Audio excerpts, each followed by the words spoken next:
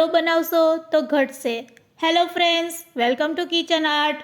Friends, આજે આપણે નવી રીત સાથે ઉનાળામાં કામ લાગે તેવો છાશનો મસાલો ઘરે બનાવીશું।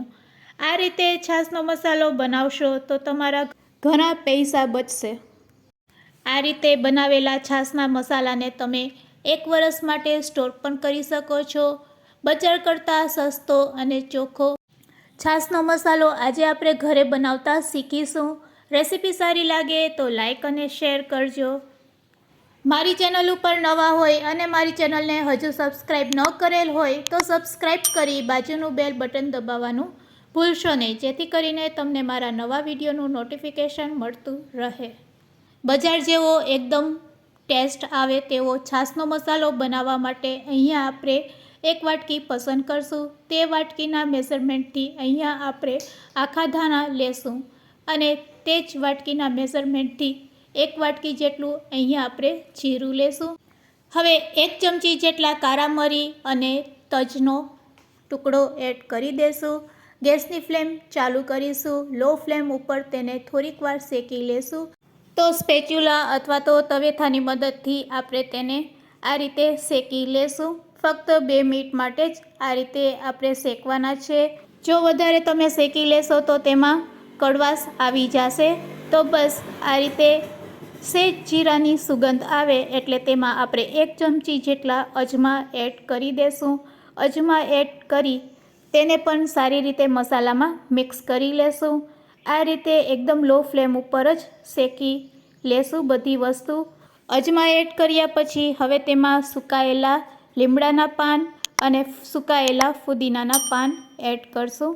તો ફ્રેન્ડ્સ, લીમડાના પાન અને ફુદીનાના પાનને તમે 1 દિવસ તડકે રાખશો તો તે સરસ સુકાઈ જાય છે। હવે બસ લીમડાના પાનને આ રીતે એડ કર્યા પછી થોડીક વાર જ આપણે ગેસ ચાલુ રાખશું અને પછી તરત જ ગેસ બંધ કરી દેશું। તો અહીંયા આપણો મસાલો સરસ બનીને રેડી છે। હવે આપણે ગેસની ફ્લેમ બંધ કરી દેશું અને આ મસાલાને એકદમ ઠંડો થાય ત્યાં સુધી રેસ્ટ આપીશું।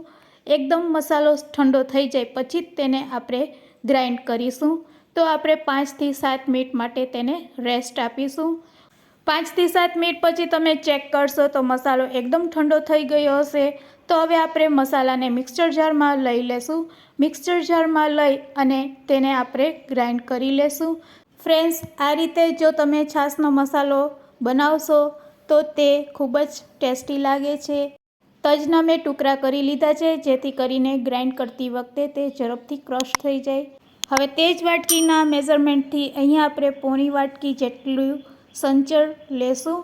તો સંચળ પાવડર એડ કર્યા પછી સિંધાલનું મીઠું અડધી ચમચી હિંગ અને અડધી ચમચી જેટલો આપણે આદુનો પાવડર લેશું।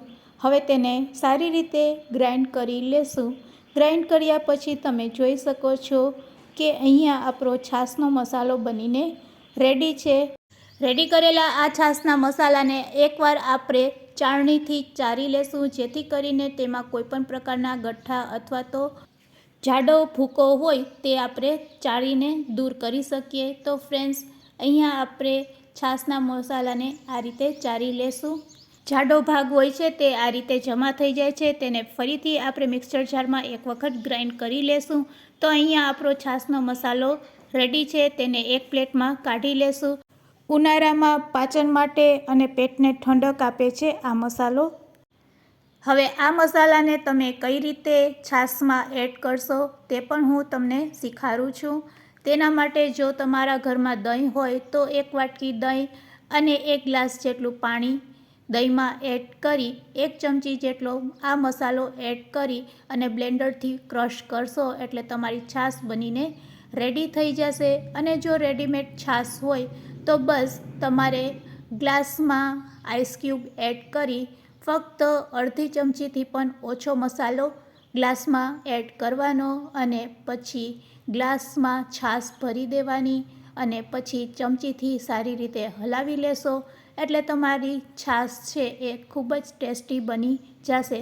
તો રેડી છે મસાલાવાળી છાશ સર્વ કરવા માટે।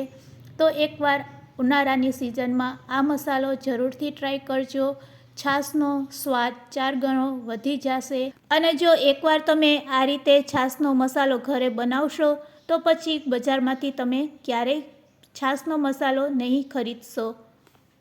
ફ્રેન્ડ્સ, આજની આ રેસીપી કેવી લાગી તે મને કમેન્ટ્સમાં જરૂરથી કહેજો.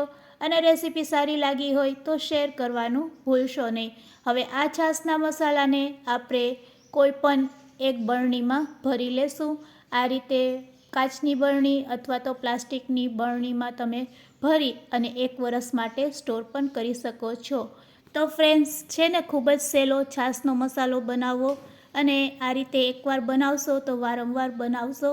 ફક્ત એકવાર ઉનાળામાં બનાવવો પડશે અને લાંબા સમય માટે સ્ટોર પણ કરી શકશો. Thanks for watching. ફરી મળીશું એક નવી રેસીપી સાથે.